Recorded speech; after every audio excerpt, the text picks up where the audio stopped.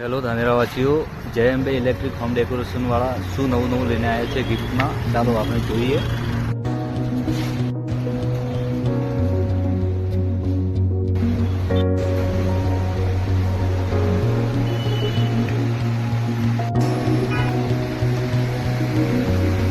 અરે રાજુભાઈ, ગિફ્ટ લેવી હતી. ગિફ્ટમાં તમે શું શું નવું લઈને આવ્યા?